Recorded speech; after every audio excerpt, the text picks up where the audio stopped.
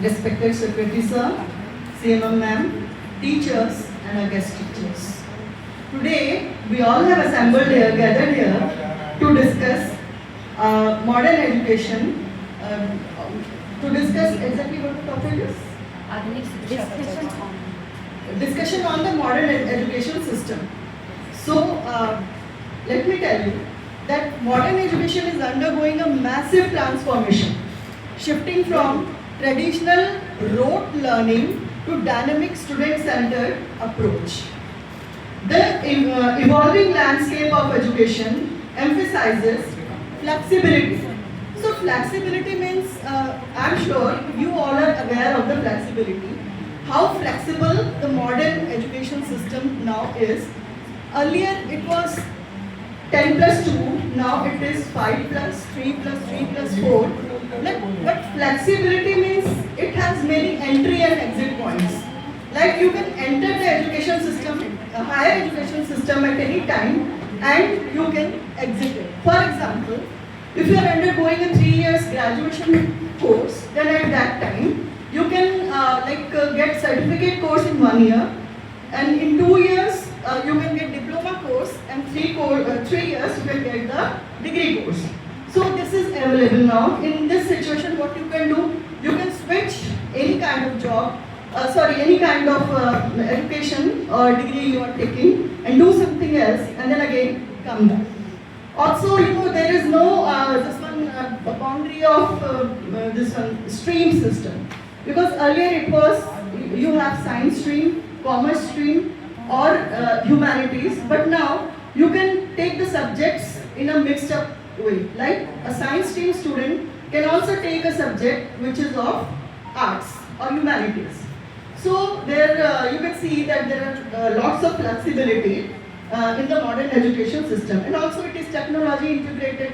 I'm sure you all must be aware of the smart classes and digital platform we are using to teach the students. So the education has completely become the technology integrated. And there is of course relevance to real world challenges, because if students will undergo all these things, then what will happen? They'll be able to face all the challenges which they are going to get in the real world. Okay. So schools and institutions are redesigning curricula. Our curriculum was different, isn't it? It was for 10 plus 2 plus, but now it is different. So we all are redesigning our curriculum to meet this 5 plus 3 plus 3 plus 4 system, and to foster critical thinking, creativity and problem solving skills rather than just rote memorization. Need not explain it, because you all must be aware that earlier what was the way of teaching? It was just a rote memorization. But now we are teaching students about critical thinking. Critical thinking means we directly don't ask any question. Who was XYZ, who was this, and who killed, suppose we are asking this question.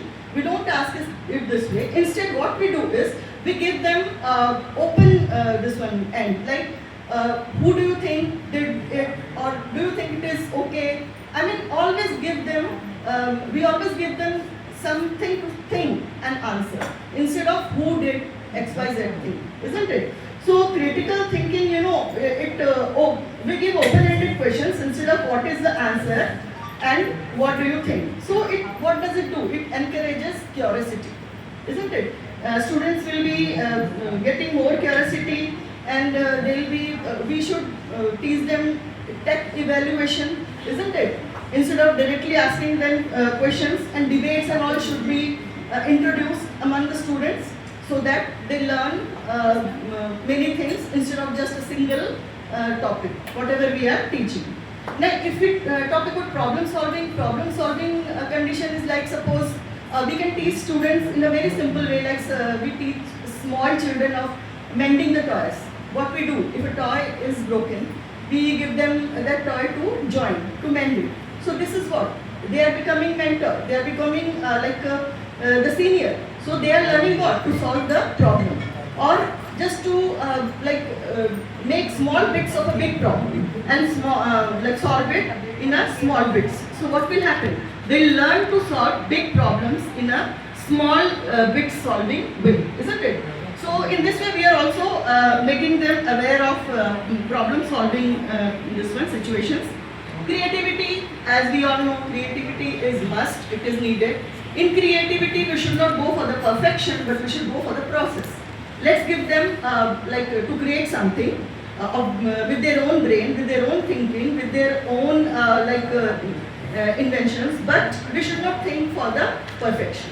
We should think for the process. The process by which they are doing or making anything is more important in creativity than it being perfect.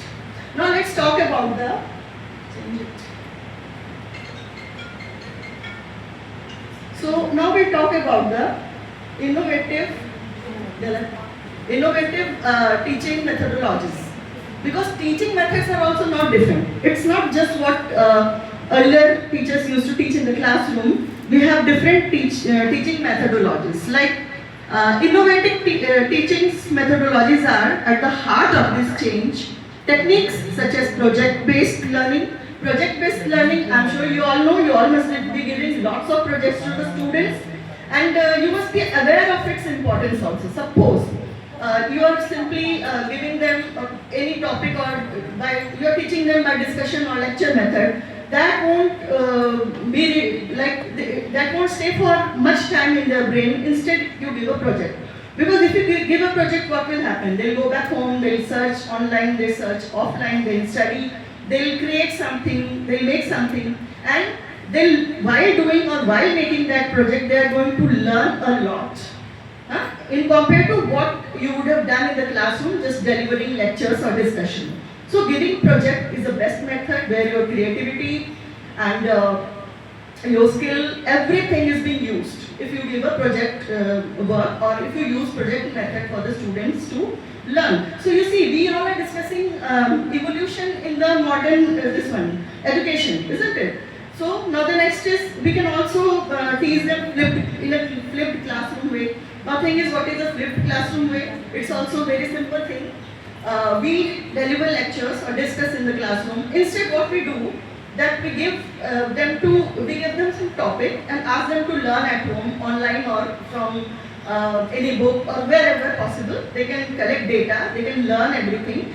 Then they come back in the school. What we ask students to do at home, we ask them to do in the classroom.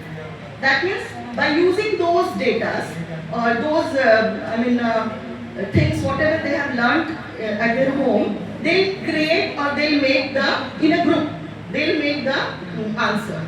Or whatever the topic it is, they'll try to make everything through that, isn't it? So flipped classrooms nowadays are very important, and whatever they have learned at home, they